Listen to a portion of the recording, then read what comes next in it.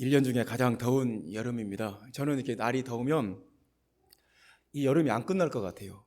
정말 이 뜨거운 여름이 계속 지속될 것 같은 생각이 듭니다. 그런데 그래도 어느 날 갑자기 이 계절이 바뀌어요. 찬바람이 불고, 그러니까 이 어느 날 갑자기 날씨가 바뀌었다, 계절이 바뀌었다는 것을 갑자기 실감을 하는 거예요. 그러니까 우리는 어떤 삶의 어떤 상황들이 바뀔 때 이거 정말 갑작스럽다, 참 너무 뜻밖이다, 그렇게 항상 느껴요.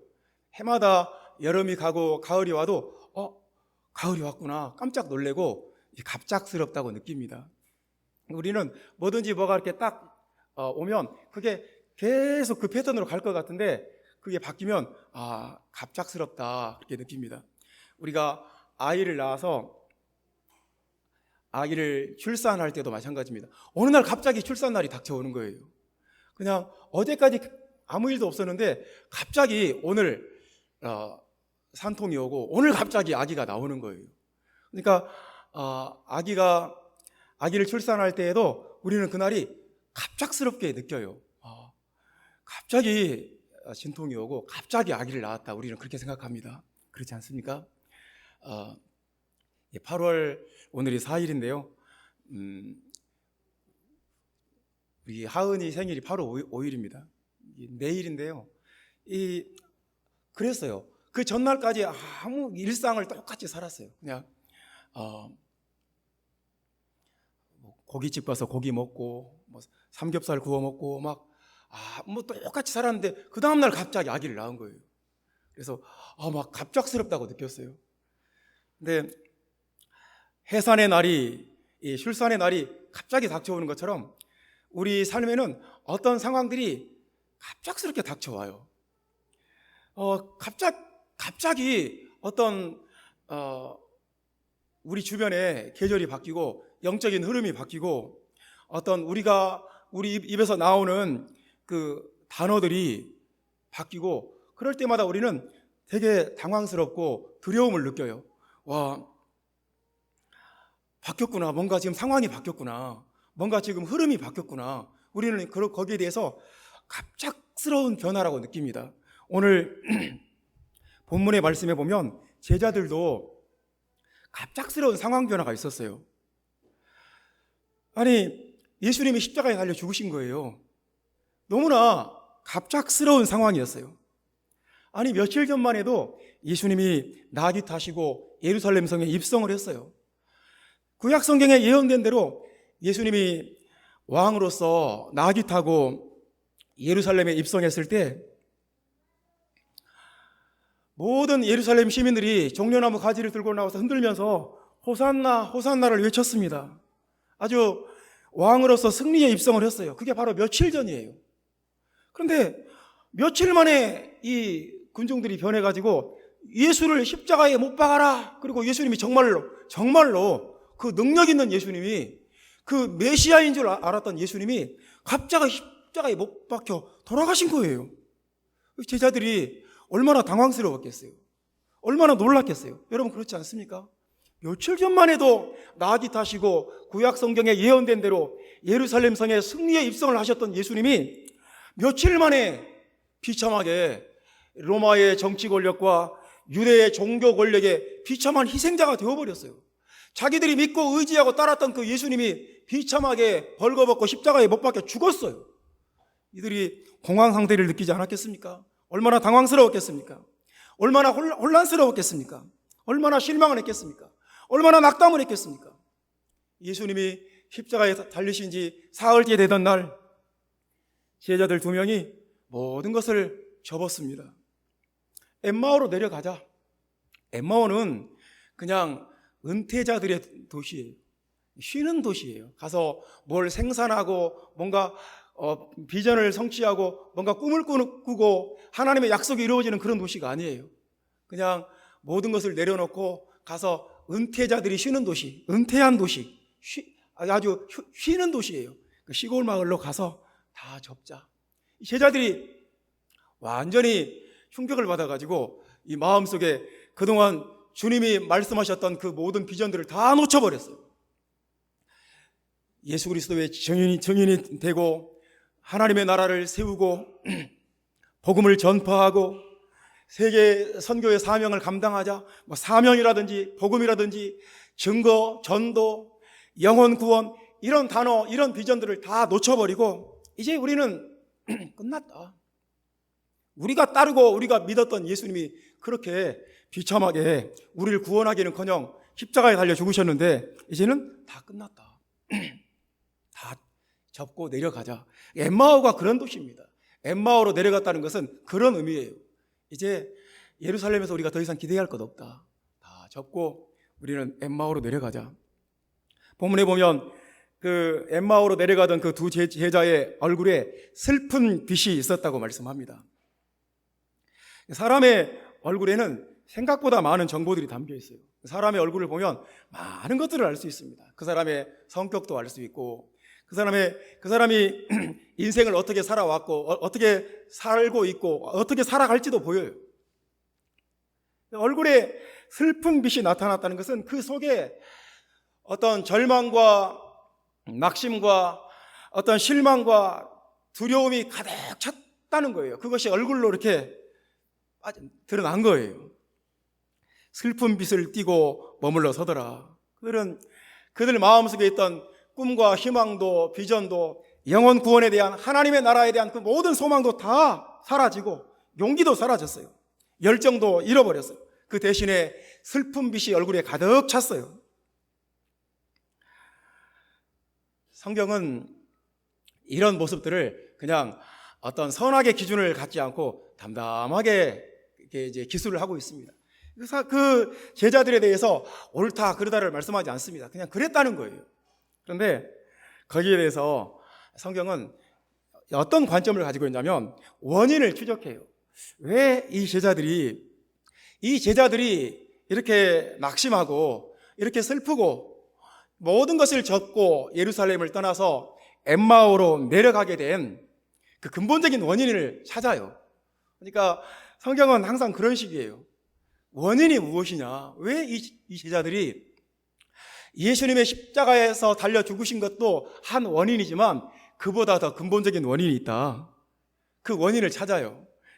그래서 성경은 뭐라고 말씀하냐면 그들의 눈이 가리워져서 그렇다는 거예요. 그들의 눈이 가리워져서. 우리가 16절 말씀 보면 참 이게 중요한 말씀입니다. 오늘 누가복음 24장 전체에서 굉장히 중요한 어떤 그 모멘텀이 되는 그런 말씀이에요. 그러니까 16절에서 보면 그들의 눈이 가리워져서 그인 줄 알아보지 못하거늘. 그러니까 그들의 눈이 가리워진 것은 굉장히 심각한 문제예요. 중요한 문제예요. 그들의 눈이 가리워져서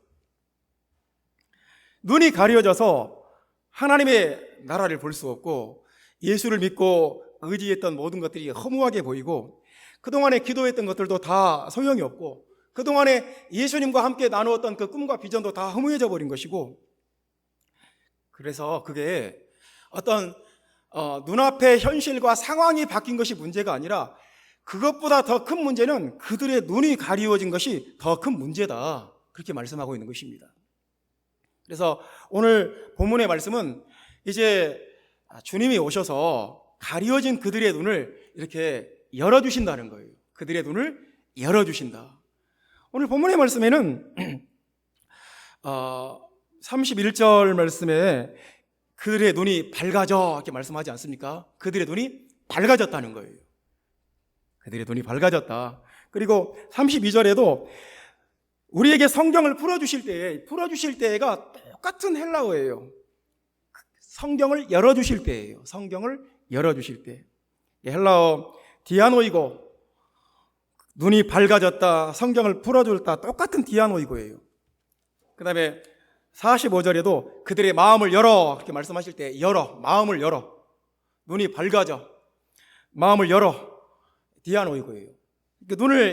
성경은 오늘 누가복음 24장은 우리의 눈을 연다는 것이 하나님께 굉장히 중요해요.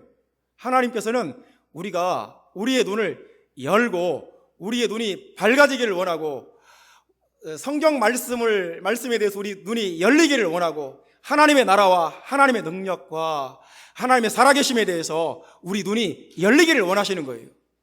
그러니까 상황 변화보다 더 중요한 것이 눈이에요. 우리의 눈과 우리의 관점이 중요하다는 것입니다.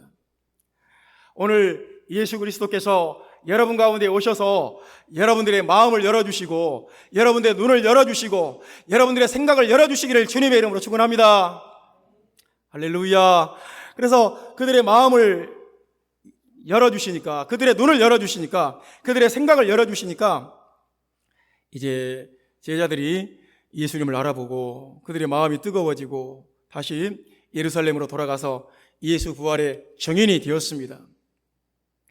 다시 그 엠마오로 내려갔던 제자들이 다시 예루살렘으로 올라가고 예루살렘에서 아버지께서 약속하신 성령을 받기 위해서 기도하고 예수 그리스도의 복음의 증인으로 부활의 증인으로 선교의 사명을 감당하는 그런 삶을 살았던 것입니다.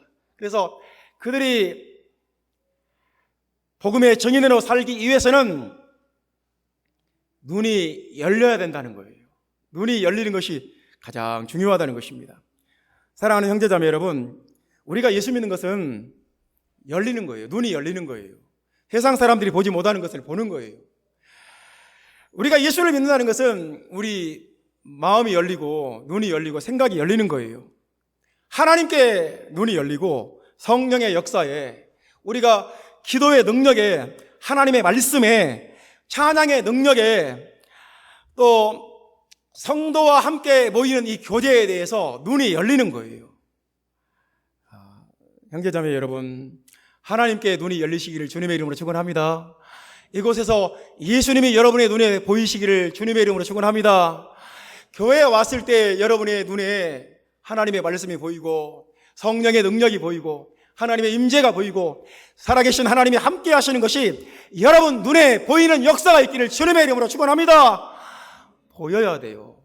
그렇지 않으면 우리는 엠마오로 내려가야 돼요. 엠마오로 내려갈 수밖에 없어요. 예루살렘은 높은 산 꼭대기에 있는 도시예요. 엠마오는 아주 밑에 있는 도시예요. 그래서 내려가야 돼요. 점점 밑으로 내려갈 수밖에 없어요. 그래서 하나님 나라에서 우리 신앙생활에서 가장 중요한 것은 열리는 거예요. 우리 눈이 열리고 우리 마음이 열리고 우리 생각이 열리는 거예요. 우리 마음이 닫히면 모든 것이 끝나요. 우리 눈이 감기면 모든 것이 끝나요. 우리는 마귀에게 패배할 수밖에 없어요.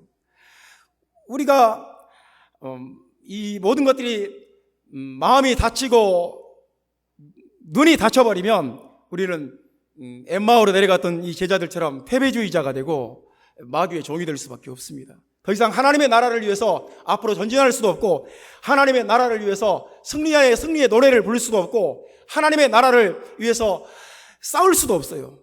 그냥 은퇴자의 도시로 쉬는 동네로 시골 동네로 조용히 가서 그냥 죽을 때까지 숨만 쉬다가 죽는 거예요. 그래서 하나님의 나라에서 가장 큰 능력은 마음을 여는 거예요. 우리 신앙생활에 가장 중요한 것은 마음을 여는 거예요. 여러분의 눈이 열리시기를 주님의 이름으로 축원합니다. 여러분의 마음이 열리시기를 주님의 이름으로 축원합니다. 그래서 하나님은 우리의 마음을 열어주시는 분이에요. 주님은 우리의 마음을 열어주신다. 내 마음을 열어주시는 주님. 오늘 또 마음을 열어주시는 은혜를 받기를 바랍니다. 사람이 두 가지가 있어요. 큰 고통과 어려움이 오면 그 고통과 어려움 때문에 마음이 닫혀버릴 수도 있어요. 내가 이렇게 하나님 앞에 하나님 믿어도 소용없구나, 이렇게 기도해도 소용없구나. 큰 고통과 어려움이 닥치면 우리가 그냥 마음이 닫혀버려요. 그런 사람이 있고, 그때 더 마음이 열리는 사람이 있어요. 하나님의 뜻이 뭘까? 하나님이 나한테 어떤 것을 주시려고 이런 어려움을 주실까? 이런 고통을 주시는 하나님의 깊은 뜻이 무엇일까? 그럴 때 더 하나님을 찾고 더 하나님께 매달리고 하나님께 더 마음을 활짝 여는 사람이 있어요. 하나님은 어떤 사람을 더 원하실까요? 하나님 나라에 합당한 사람은 어떤 사람일까요? 어려움이 오면 올수록 고통이 깊어지면 깊어질수록, 어두움이 심해지면 심해질수록 더 하나님을 찾고 하나님께 매달리고 주님의 이름을 부르고 주님께 마음을 활짝 여는 사람, 이 사람을 하나님이 원하십니다. 여러분의 마음이, 우리의 마음이 하나님을 향해서 활짝 열리기를 주님의 이름으로 축원합니다. 그거예요. 우리가 교회에 와서 마음을 딱 닫고 있다 그러면 그게 무슨 의미가 있어요? 여러분, 20년을 사귀어도 20년을 알고 지내도 마음이 안 열리는 친구가 있어요. 그냥 날씨 이야기나 하고 정치 이야기나 하고 그냥 별로 깊은 대화가 안 돼요. 며칠 동안 며칠을 사귀어도 마음이 통하는 사람이 있어요. 마음이 통하는 사람. 이게 진짜예요. 그러니까 사람과 사람 사이에서도 마음이 열리면 그게 진짜 관계가 되고, 같이 가족으로 살아도 마음과 마음이 통하지 않고 그냥 마음이 통하지 않고 대화가 안 되고 그러면 남남이에요. 사랑하는 형제자매 여러분, 인간관계에서나 하나님 앞에서나 마음을 여는 것이 핵심이에요. 마음을 열어야 돼요. 마음을 열고 눈을 열고 여러분의 생각이 하나님의 나라에 대해서, 성령의 역사에 대해서, 하나님의 임재에 대해서, 기도 응답에 대해서, 하나님의 역사에 대해서 열리기를 주님의 이름으로 축원합니다.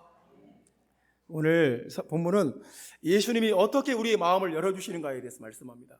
예수님이 우리의 마음을 열어주기 위해서 어떻게 역사하는지, 우리의 마음을 열어주기 위해서 하나님의 나라를 보게 하려고 예수님이 여러 가지로 역사를 하시는 거예요. 그래서 그 네 가지를 보겠습니다. 예수님이 어떻게 우리의 마음을 열어주시는가. 우리 15절 말씀 다 같이 읽어봅시다. 15절 말씀 다 같이 읽습니다. 그들이 서로 이야기하며 문의할 때에 예수께서 가까이 이르러 그들과 동행하시나. 예수님이 실망과 절망과 어떤 두려움과 염려로 가득 차 있는 이 제자들이 예루살렘으로 엠마오로 내려가는 걸 보고 주님이 그들에게 가까이 가셨어요. 그리고 그들과 동행하시는, 모른 척하고 동행하시는 거예요. 예수님은 항상 가까이 계시는 주님이고, 예수님은 항상 우리와 동행하시는 주님이십니다. 주님은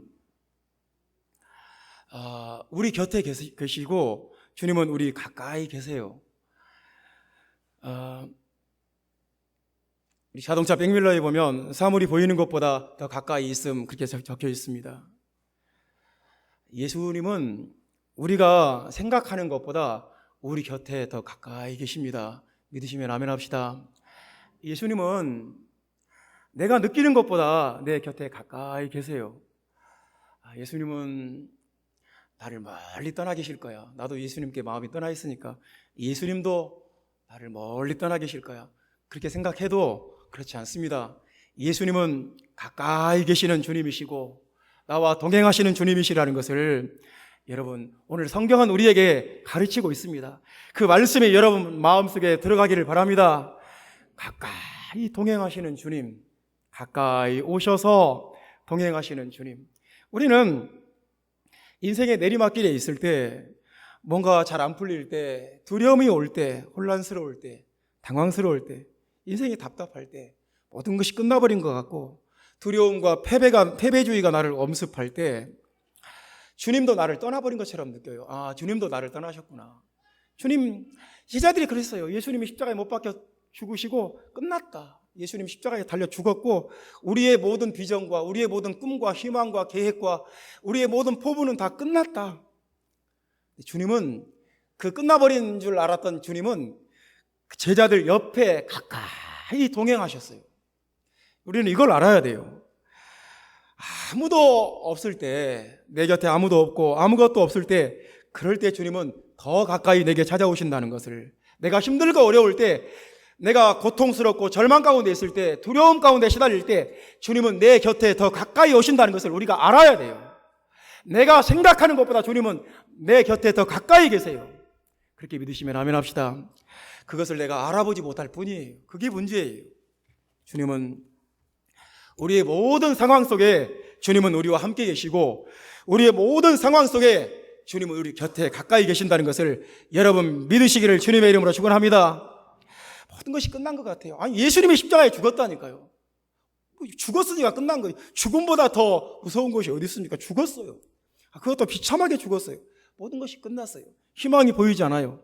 주님은 부활하셔서 그 제자들 가운데 가까이 가셔서 동행하셨어요. 오늘도 이 시간도 지금 이 순간에도 주님 우리 곁에 가까이 오셔서 우리와 동행하신다는 것을, 우리의 찬양을 받으신다는 것을, 우리에게 말씀을 선포하신다는 것을 여러분 믿으시기를 주님의 이름으로 축원합니다. 우리의 눈을 뜨게 하시기 위해서 주님은 두 번째로 뭘 하시냐면 질문을 하세요. 질문하신다. 17절 말씀 보면 주님이 질문하시죠. 예수께서 이르시되 너희가 길 가면서 서로 주고받고 하는 이야기가 무엇이냐 질문하십니다. 다 아시면서도 예수님이 질문을 하세요. 너희가 지금 무슨 주제의 이야기를 하고 있느냐, 너희가 지금 이야기하고 너희들이 지금 심각하게 지금 이야기하는 그 내용이 무엇이냐 물어보십니다. 19절 말씀에도 또 질문하세요. 이르시되 무슨 일이냐? 그게 도대체 무슨 일이냐? 질문을 하십니다. 주님은 우리에게 질문하세요. 네가 지금 이 상황에 대해서 어떻게 정의를 내리고 있느냐? 이게 지금 무슨 일이라고 생각하느냐? 이게 지금 무엇이라고 생각하느냐? 너는 이 상황을 어떻게 정의를 내리고 있느냐? 우리에게 질문을 하시는 거예요. 우리가 지난주에 우리 가족들이 기도원 집회를 가려고 미리 준비를 다 했습니다. 숙소도 맡아놓고 짐도 다 싸놓고 모든 것을 다 준비를 했어요. 근데 갑자기 주일날 밤에 우리 다혜가 갑자기 막 배가 아픈 거예요. 응급실에 한번 갔다 왔어요. 근데 갔다 와서 또 아픈 거예요. 새벽에 병원에를 갔어요. 밤새도록 피검사를 하고 뭐 사진을 찍고 검사를 했어요. 밤새도록 제가 잠을 못 잤어요. 그래서 이게 잠을 못 자고 그 다음날 운전하고 기도원을 내려가야 되는데 이렇게 잠을 못 자고 운전을 할 수 있을까 굉장히 마음에 부담이 오는 거예요. 저는 그 기도원 갈 때 항상 운전을 옆에서 보조하는 입장이지 제가 혼자 운전 끝까지 하고 가는 일이 없어요. 근데 다행히는 수술을 해야 되고 이게 내가 이거 끝까지 갈 수 있을까, 졸리면 어떻게 하나 걱정이 많이 됐어요. 근데 이제 이 생각이, 이게 무슨 일인가? 우리가 예배 참석하고 우리가 집회 가는 것을 마귀가 이렇게 방해하는 건가? 이게 마귀의 역사인가? 아니면 하나님의 특별한 뜻이 있는 건가? 이게 무슨 일인가? 자꾸 생각을 하는 거예요. 어쨌거나 그 집회를 갔습니다. 제가 차 안에서 졸지 않게 우리 권사님이 찬송을 계속 멜로디로 불러주시고 메들리로 계속 불러주시고, 제가 혹시라도 졸까 봐 권사님이 그냥 1절부터 3절까지 가사 하나도 잊지 않고 그냥 찬송을 메들리로 계속 불러주셨어요. 힘이 많이 됐어요. 우리 지혜자매가 졸지 말라고 또 커피를 사주고, 그래서 그 힘으로 한 번도 안 졸고 기도원까지 쫙 들어갔어요. 얼마나 감사한지 몰라요. 근데 우리는 우리 삶에 어떤 일이 딱 부닥치면 이게 뭐지? 이게 무슨 일이야? 우리는 이 정의를 내려야 돼요. 그래야 거기에 대처를 하니까요. 제자들이 대답합니다. 나사렛 예수의 일이니, 19절 말씀 보면 나사렛 예수의 일이니, 나사렛 예수가 우리는 메시아일 줄 알았는데, 이스라엘을 정치적으로 구원하고 아주 군대를 동원해서 로마와 싸워서 다윗 왕처럼 위대한 메시아가 될 줄 알았는데, 이 메시아가 우리가 기대했던 메시아가 아니었다는 거예요. 십자가에 달려 죽었다는 거예요. 충격을 받았다는 거예요. 그래서 낙심했다는 거예요. 근데 또 이상한 말이 들린다는 거예요. 어떤 여자들이 아침에 무덤에 갔더니 예수님의 십자가 없어지고 살아나셨다는 천사들을 봤다는 거예요. 혼란스럽다는 거예요. 이 제자들의 말이 하나도 왜곡이 없어요. 하나도 틀린 말이 아니에요. 다 정확한 사실을 진술한 거예요. 하지만 그 제자들이 그렇게 정확하게 말하고 사실 그대로 말했지만 예수님은 이렇게 말씀하시는 거예요. 25절 말씀 보면 미련하고 마음에 더디 믿는 자들이여, 미련하고. 그 말을 듣고 예수님이 참 미련하다 이렇게 말씀하십니다. 미련하다는 말은 무슨 말이냐면 지적 능력이 떨어진다든가 이해력이 떨어진다든가 상황 판단을 못한다는 말이 아니에요. 미련하다는 말은 굉장히 너희들은 세상적이고 육신적인 생각만 하는구나 그 말이에요. 세상적이고 인간적이고 육신적인 생각 속에 빠져 있구나. 전혀 영적인 관점이 없구나 그 말씀입니다. 하나님께서는, 예수님은 우리에게 그런 관점을, 어떤 일이 벌어졌을 때 그 일에 대해서 사람의 눈으로 보지 말라는 거예요. 사람의 관점으로 보지 말라는 거예요. 그러면 주님은 우리에게 미련하다 이렇게 말씀, 너 참 미련하구나. 너는 세상 사람들의 관점과 똑같구나. 믿지 않는 사람하고 너는 생각이 똑같구나. 주님은 그걸 보고 미련하다 그렇게 말씀하시는 거예요. 그러니까 주님이 이 질문을 통해서 우리에게 말씀하시는 핵심은 뭐냐면 하나님의 관점을 가지라는 거예요. 믿음의 눈을 가지라는 거예요. 영적인 시야를 가지라는 거예요. 이 모든 것들을 하나님의 뜻과 하나님의 관점으로 보라는 거예요. 하나님은 이것을 어떻게 보실까? 하나님의 나라에서는 이것은 어떤 의미가 있을까? 이것을 사람은 모든 것들을 나의 어떤 이해관계로 해석하기가 쉽습니다. 이것이 나에게 이익이 될까 손해가 될까? 그거 먼저 봐요. 사람은 어떤 상황을 볼 때 항상 인간적인 그 관점이 있어요. 세상적인 그 관점이 있어요. 우리는 그것 이상이어야 돼요. 믿음의 눈이 열리고 하나님의 눈으로 볼 수 있어야 되고 영적인 관점과 그 시야가, 영적인 세계관이 우리에게 열려야 돼요. 그래야 주님이 미련하다는 말씀을 하지 않습니다. 우리가 이 제자들의 말이 틀린 것이 하나도 없어요. 정확하게 말했어요. 하지만 주님은 그걸 보고 미련하다 이렇게 말씀하십니다. 하나님을 믿는 하나님의 백성된 우리에게 주님은 믿음의 눈을 가지라고 말씀하시는 것입니다. 우리가 주님께 질문을 받을 때 내가 믿음의 눈을 가진 사람인지 그렇지 않은지 다 드러납니다. 주님은 나에게 내 현실을 깨닫게 하려고 자꾸 질문을 하세요. 무슨 일이냐? 지금 이게 무슨 일이라고 생각하느냐? 네 눈에는 이것이 무엇으로 보이느냐? 자꾸 질문을 하세요. 거기에 대해서 믿음의 눈으로, 하나님의 관점으로, 하나님 나라의 관점으로 대답하는 여러분 되시기를 주님의 이름으로 축원합니다. 이 모든 것을 통해서 하나님이 역사하실 것이고, 하나님이 모든 것을 통해서 선을 이루실 것이고, 이 모든 것을 통해서 하나님의 더 큰 영광이 나타나실 것입니다. 이 모든 일은 하나님의 영광을 위한 일입니다. 이렇게 대답하는 은혜가 저와 여러분에게 있기를 주님의 이름으로 축원합니다. 세 번째 말씀입니다. 예수님이 제자들의 눈을 띄워주기 위해서, 우리의 눈을 뜨게 하시기 위해서, 마음을 열게 하시기 위해서 세 번째 하시는 일은 자세히 설명하셨다는 거예요. 자세히 설명하신다.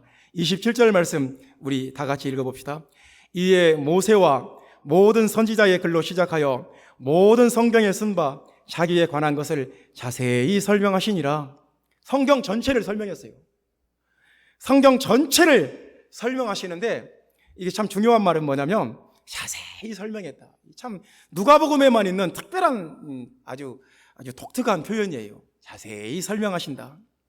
주님은 제자들에게 메시아의 구속은 정치적인 어떤 구속이 아니라, 또는 어떤 군사적인 어떤 싸움이 아니라, 정치적인 해방이 아니라 메시아의 죽으심과 장사되심과 부활하심으로 성령의 능력으로 임하는, 교회를 통해서 세상을 정복하는 그런 구원이라고 주님이 자세히 설명을 하신 거예요.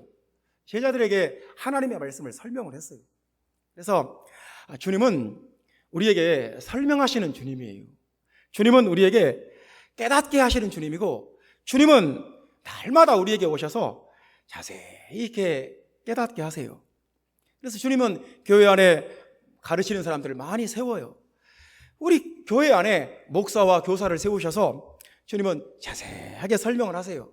여러분, 자세하게 설명했다는 말이, 잘 생각을 해봅시다. 상대방이 자세하게 들을 마음이 있어야 돼요. 몇 점만 말씀해 주세요. 이것은 이렇게 이런 마음과 이런 태도를 가지고 있는 사람에게는 자세하게 설명할 수가 없어요. 거두절미하고 핵심만 말씀하세요. 그러면 자세하게 설명을 할 수가 없어요. 하나님은 우리에게 요점만 말씀하시는 분이 아니에요. 핵심만 말씀하시는 분이 아니에요. 주님은 우리에게 세미한 음성으로 세미한 부분까지, 아주 구체적인 부분까지 우리에게 말씀하시는 분이에요. 그래서 주님이 우리의 삶에 아주 구체적인 부분까지 말씀을 하게 하셔야 돼요. 여러분, 기도할 때 주님의 세미한 음성 들리지 않습니까? 그 음성 들으시기 바랍니다. 여러분, 교회에 와서 말씀을 들을 때 주님의 세미한 음성까지 듣는 은혜가 있기를 주님의 이름으로 축원합니다. 예수를 믿는다는 것은, 그 사람이 정말 영적인 눈이 열렸다는 것은 세미한 소리를 듣는 거예요. 아주 그 세밀한 부분까지 주님의 뜻을 자세하게 듣는 거예요. 참 이것을 여러분과 어떻게 우리가 나눠야 될지는 잘 모르겠습니다만은, 어쨌거나 제자들은, 이 낙심하고 실망했던 제자들은 그 주님이 세미하게 말씀하실 때 그 마음속에 믿음이 회복됐고, 그 마음속에 꿈이 회복되고 열정이 회복되고 그들의 마음이 뜨거워졌다고 그랬어요. 우리가 그 말씀을 들을 때, 길에서 말씀을 설명해 주실 때 우리 마음이 뜨겁지 아니하더냐, 이렇게 말합니다. 사랑하는 성도 여러분, 말씀을 듣는, 자세하게 듣는, 또 자세하게 듣고 싶은 그런 마음이 우리에게 있기를 주님의 이름으로 축원합니다. 정말 눈을 뜨는 사람은 자세하게 들어요. 아주 구체적인 부분까지 자세하게 듣기를 원합니다.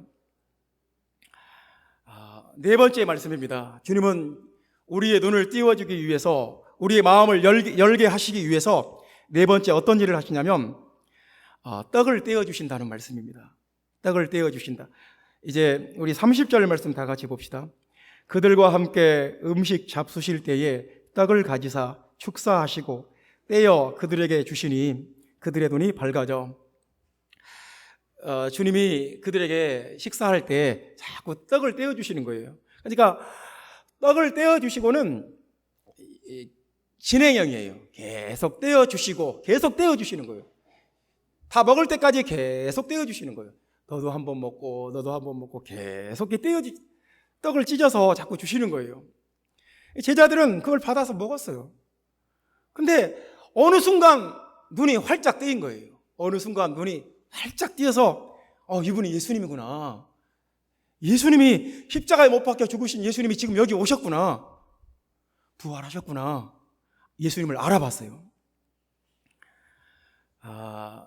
떡을 떼어주신다는 것은 주님의 그 따뜻한 마음과 주님의 그 따뜻한 사랑입니다. 내게 무언가 먹을 것을 떼어서 내 입에 넣어주시는 예수님, 나를 사랑하시는 예수님. 엘리야가 상처를 받았어요. 엘리야가 두려웠어요. 그래서 다 포기하고 이제 나도 그냥 차라리 죽고 싶습니다. 차라리 이렇게 내가 이세벨에게 시달리고 내가 이렇게 쫓겨다니고 도망다니는, 이렇게 마음 괴롭게 사느니 차라리 죽고 싶습니다. 주님이 로뎀나무 아래에서 엘리야에게 천사를 보내서 숯불에 구운 떡과 한 병 물을 갖다 주시면서 이거 먹어라. 이거 먹고 다시 힘을 내라. 네가 호렙산까지 가려면 40주 40야를 그 산까지 가려면 먹어야 된다. 이거 먹고 힘을 내라. 하나님은, 그러니까 이 떡을 떼어주신다는 것은 예수님의 사랑이에요. 그러니까 여러분, 우리가 힘들고 지치고 엘리야처럼 죽고 싶을 때도 있어요.